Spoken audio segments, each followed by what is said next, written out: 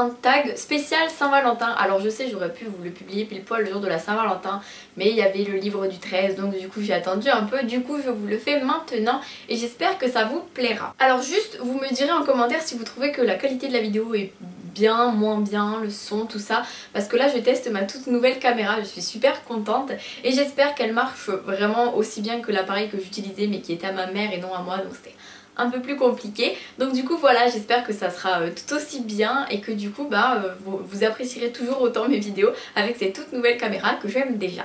Alors, ce tag Saint-Valentin, je l'ai découvert sur la chaîne de Mathilde de Millet de Livres. Donc merci Mathilde de m'avoir fait découvrir ce tag, je vous mettrai le lien de sa chaîne en barre d'infos. Je vais du coup vous dire chaque question et ensuite vous présenter le personnage, parce qu'en général c'est plutôt les personnages dont on parle qui répond à la question. Et du coup j'espère que ça vous plaira de regarder ce petit tag d'amoureux. Première question, avec quel personnage de livre voudrais-tu passer la Saint-Valentin? Alors, je suis totalement in love de Augustus dans Nos étoiles contraires. Si vous ne le savez pas encore, et bien maintenant c'est chose faite. Ça n'a jamais changé, ça a toujours été lui et ça sera toujours lui. Là je ne peux pas imaginer quelqu'un d'autre que lui avec qui passer la Saint-Valentin si je devais choisir, autre que mon chéri bien sûr. Et du coup je choisirais Augustus parce que c'est un personnage que j'adore, que j'admire et que je trouve merveilleusement beau. Bon en vrai l'image du film me fausse un peu le personnage du coup, parce que je suis amoureuse de Hansel Elgort en personnage masculin, c'est pas possible. Donc du coup c'est vrai que j'ai tendance à, si jamais je relis Nos étoiles contraires, je verrai Augustus du film. Donc c'est vrai que du coup ça l'idéalise encore plus. Peut-être qu'en vrai il est moins beau, hein, qui sait. Mais bon, en tout cas Augustus du film est trop beau. Augustus du livre est génial. Donc du coup ça serait Augustus du livre et du film.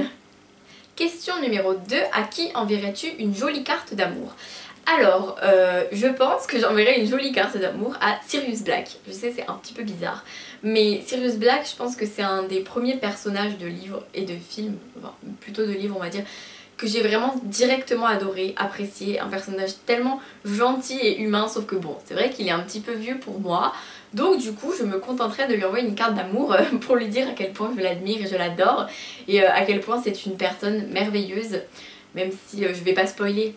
Même si tout le monde connaît Harry Potter, mais je vais pas spoiler donc je dis rien. Mais bon voilà, je lui enverrai une jolie carte d'amour à lui pour lui déclarer mon amour, mais sur papier et pas en face, parce que sinon ça serait un peu bizarre. Je serais un petit peu naine à côté, je suis tellement petite et jeune que du coup voilà. Question numéro 3, à quel personnage masculin souhaites-tu de passer une mauvaise Saint-Valentin? Je vous avoue que je suis pas du tout du genre à souhaiter des mauvaises choses aux gens, même quand ils sont vraiment méchants. Mais là, j'ai quand même dû essayer de trouver, donc j'ai beaucoup réfléchi, j'étais là devant ma bibliothèque. Lequel mérite vraiment de passer une mauvaise Saint-Valentin? Et j'ai pensé à ce petit roman Je reviens de mourir d'Antoine Dolle. Et j'ai pensé à Nicolas, qui est un garçon qui manipule une fille en fait, une fille qui se fait battre, qui se fait prostituer à cause de lui. Et j'ai trouvé ça horrible dans ce roman, et du coup c'est vrai que c'est le genre de personne que je déteste au plus haut point. Je peux vous le dire, donc du coup voilà, cette personne peut passer une mauvaise Saint-Valentin, ça ne me fera pas de mal au cœur, ça ne me fera aucun effet, ce sera bien fait pour lui même, mais bon après, faut pas non plus souhaiter le malheur des autres, je sais. Mais là c'était la question, j'avais pas le choix. À quel personnage féminin souhaites-tu de passer une mauvaise Saint-Valentin? Donc c'est la question 4, la continuité de la question 3. Et j'ai choisi Jen de La Boîte de Anne-Gaëlle Balp, qui est une jeune fille qui au début est assez attendrissante, même si elle reste super naïve et super bizarre. Et au final, tout au long du roman, on apprend à la détester. Au fur et à mesure, elle fait des choses qui sont là, enfin qui sont juste impensables. On se dit non mais non, c'est bon, tu t'en vas, tu arrêtes tout de suite de faire ça. Et plus on apprend de choses sur elle, plus on la déteste. Donc du coup c'est vrai qu'après tout ce qu'elle a fait, et pourtant c'est une fille sensible qui quand même est attachante dans le sens où elle nous fait un peu de peine quoi. Elle sait qu'elle fait des conneries et ça nous fait de la peine parce qu'elle en est triste, mais elle les fait quand même. Donc du coup on va dire que je lui souhaite de passer une mauvaise Saint-Valentin, mais bon. On va dire que je lui souhaite de passer une Saint-Valentin toute seule à pleurer, si on veut. Pas non plus mauvaise au point de se faire du mal ou quoi, non pas du tout. Juste qu'elle soit triste, on va dire ça comme ça. Cinquième question, à quel personnage masculin dirais-tu tout de suite oui s'il te demandait de passer la Saint-Valentin avec lui? Je dirais tout de suite oui à Augustus, je vous l'ai déjà dit, mais bon, s'il faut choisir quelqu'un d'autre, je dirais tout de suite oui à Tobias de Divergente. Ouais, je sais, je fais ma grosse groupie comme tout le monde, j'ai exactement les mêmes fantasmes que toutes les lectrices, j'ai l'impression, mais bon, c'est pas grave. Disons que Tobias est quand même un personnage vachement mystérieux et super beau et super gentil et qu'il est vachement attirant. Il n'y a pas d'autre mot. Donc du coup, ça serait lui, je lui dirais oui tout de suite, il n'y a pas de souci, direct tu m'invites, hop, je te suis. Sixième question, dans quel lieu de livre paradisiaque ou pas souhaiterais-tu passer la Saint-Valentin? Alors ça serait dans... ouais, en fait j'ai pris l'autre version, comme ça fait genre j'utilise pas le même livre. Mais c'est la version VO, mais c'est le même livre, mais c'est pas grave. Et du coup, j'aimerais beaucoup passer la Saint-Valentin à Amsterdam. Ah, ça me fait rêver depuis que j'ai vu Nos Deux le contraire et que je vois des images, des photos, des films.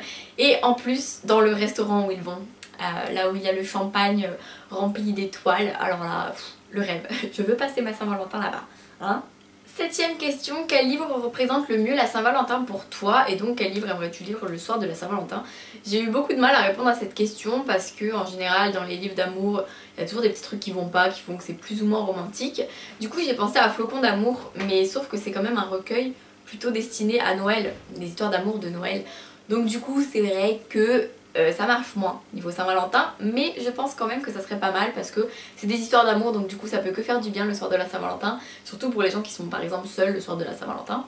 S'ils veulent lire un petit livre qui fait rêver, bah Flocon d'amour est très adapté vu qu'il y a plein de petites histoires d'amour.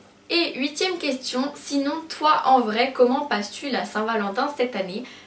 Alors le 14 février c'était assez épique parce que mon copain et moi on a tous les deux fait une intoxication alimentaire. Donc du coup la Saint-Valentin était très romantique, hein, on a dû tout annuler. Donc c'est vrai que du coup voilà, ma Saint-Valentin je l'ai passée sur mon canapé en train d'être avec ma famille et mon copain en train de somnoler, complètement fatiguée, morte, enfin bref c'était génial. Mais du coup on l'a décalé on va dire, on a décalé la Saint-Valentin, oui oui. Et après on est allé à un petit restaurant tous les deux comme ça pour se faire plaisir, mais c'est vrai qu'après... pas non plus la Saint-Valentin, pour moi c'est pas le jour de l'année, hein. Mais c'est vrai que sinon c'était quand même sympa. Et puis j'ai eu des jolies fleurs.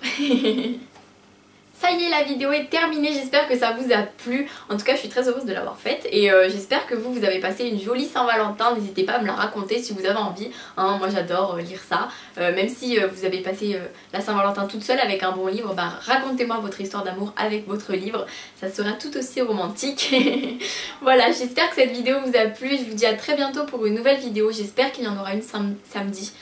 Je ne vous le garantis pas parce que le fait que j'ai été un peu malade ça fait que j'ai rien pu faire et du coup je vous garantis rien, mais normalement il y aura une vidéo, voilà, je l'espère. Je vous fais plein de bisous et je vous dis à très bientôt.